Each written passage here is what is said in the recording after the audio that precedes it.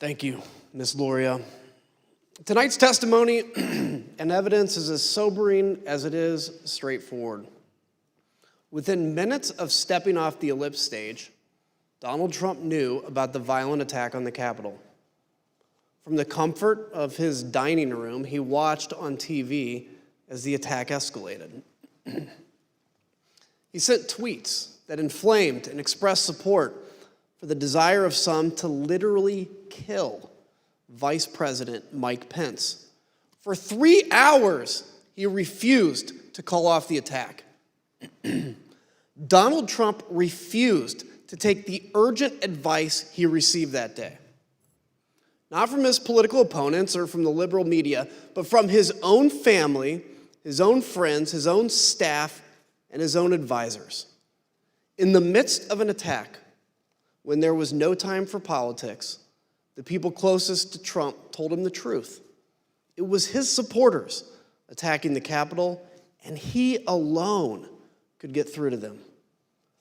So they pled for him to act, to place his country above himself. Still, he refused to lead and to meet the moment to honor his oath.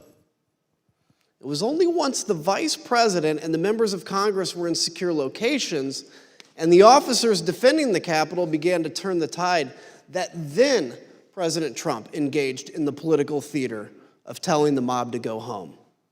And even then, he told them all they were special and that he loved them. Whatever your politics, whatever you think about the outcome of the election, we as Americans must all agree on this. Donald Trump's conduct on January 6th was a supreme violation of his oath of office and a complete dereliction of his duty to our nation. It is a stain on our history.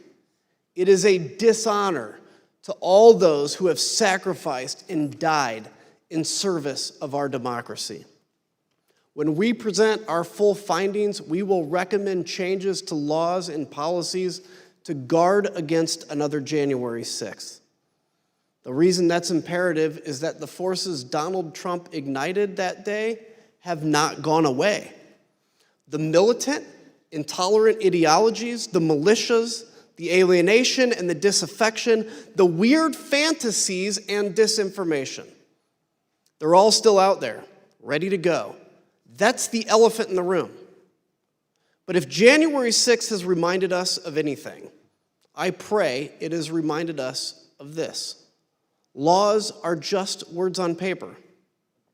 They mean nothing without public servants dedicated to the rule of law and who are held accountable by a public that believes oaths matter more than party tribalism or the cheap thrill of scoring political points.